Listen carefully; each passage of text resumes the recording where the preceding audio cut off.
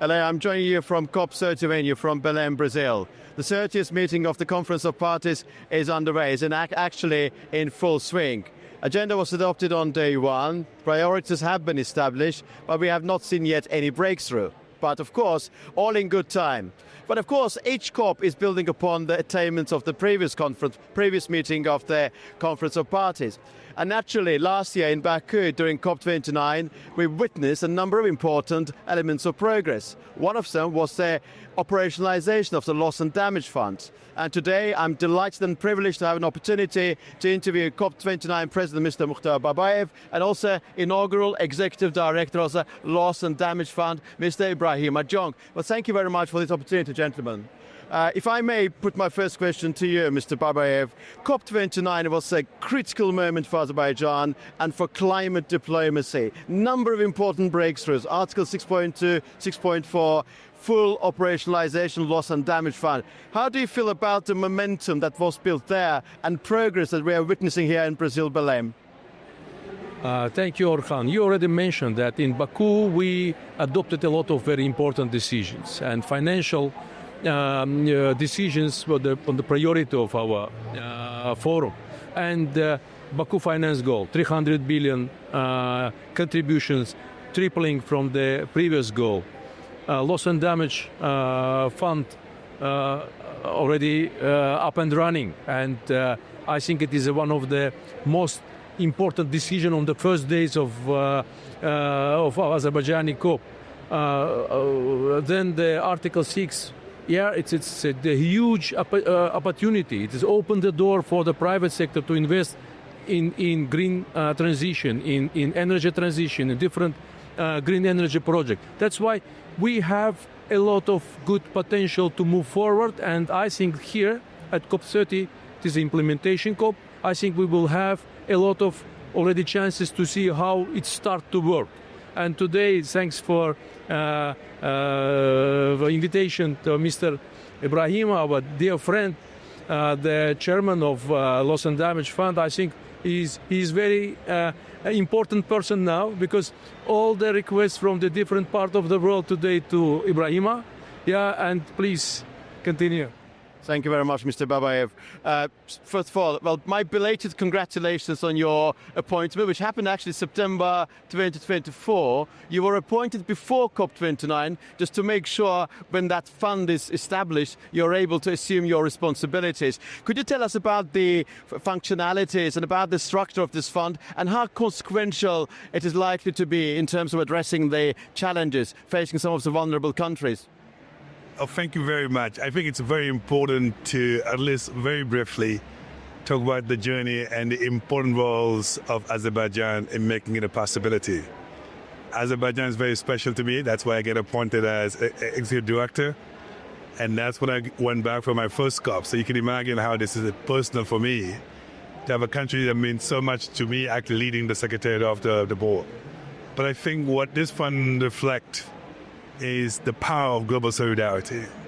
The journey has started COP27, COP28, COP29, and now we're here at a COP of actions where we just made a call for funding the course. And every step of the process, Azerbaijan has played a major role. That's why it's important to recognize that. I think second, it's important that what we launched 2 days ago in the beginning of the COP30, in the COP of action, it shows despite all the progress we make on the governance, now we're bringing it down to the countries themselves by launching a call for funding the course, about $250 million, 5 to 20 per initiative, but grant only, which is very important to the European countries. And now we have to make it work. So the global solidarity, that's where we are. Obviously, it will help us to make it to the next level, and that is to make sure this fund honors its mandate, its commitment to the countries, so that no one is left behind, and that's what this fund is all about. Is protecting the most vulnerable, is protecting the developing countries vis-a-vis climate change, but more importantly, making sure they are empowered to make sure we're all part of the solutions. And that's why we're super excited, and I couldn't figure a better partner to be sitting and sharing that with the president of COP29, was just one of the biggest advocates of this fund, and I've seen him on stage talk about the importance of the fund. We hope we can count on his support in making sure we can mobilize the longer-term resources and the billions so we can support most developing countries. Thank you very much indeed. So grateful to you. Mr. Babayev, COP29, as I said, was incredibly important. And what is very interesting about this loss and damage fund, as far as I know, the idea first emerged during COP27. Then during COP28, its interim structure was operationalized with World Bank being appointed as a trustee. But it was during COP29 that operationalization happened. What sort of steps made it possible? It was on the agenda that COP29 needs to have the final decision for operationalization of loss and damage. And, in our priorities, loss and damage fund operationalization, also very focused to the small island development states and LDC's expectations. That's why this issue, the LDCs and seeds issues, was the core in Baku, because it was the center of our discussions, and all of us focused to find a decision and to find a support mechanism to protect these communities. That's why decision for loss and damage in Baku will open the big history of the contribution from one side. At the same time, restoration and protection of the communities, vulnerable communities in developing countries, especially in seeds and LDCs. That's why I imagine that how many countries already addressed to Ibrahim and Loss and Damage Fund with different requests, and now it is time to justification, to a lot of procedure, because we need to consider all the requests very carefully and reacted adequately. Thank you. Thank you very much indeed.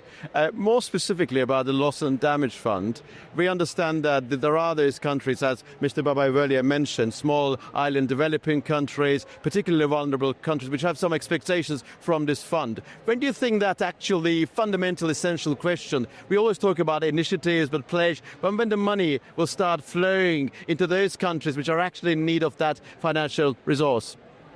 I think 2 points. Number one, recognizing how those countries are vulnerable. Our board has decided in the early intervention, a minimum of 50% will be allocated to the small island states and to the LDCs. And that's a very strong message because it is recognizing these are one of the most vulnerable. Second, our board has made a commitment in 2026. We'd like to see the first disbursement of the early intervention going to countries. So that's a very strong commitment as well. So you'll see money flowing. So the way we actually organize at our next board meeting, now that we launched the call for funding requests, the board wants to have a visibility of the requests that are coming in, and the following board meeting in Philippines will make a decision which was going to be funded. It has to be geographically balanced. It has to be balanced between the seeds and the LDCs. It has to be balanced in terms of the areas that we focus on. But rest assured, we're looking at extreme weather condition and slow onset. These are very much aligned with our mandates, but we're extremely pragmatic, tangible, impactful, because we'd like to report back to the contributors and to the countries, to those who work so hard to get us here. We are impactful. We got some great stories to tell about how this fund has made a difference, and that's our focus for now. Well, thank you very much indeed. I'm very grateful to both of you for your time, and I wish you all the best in your hard work for the upcoming days. Thank you very much indeed. Thank you.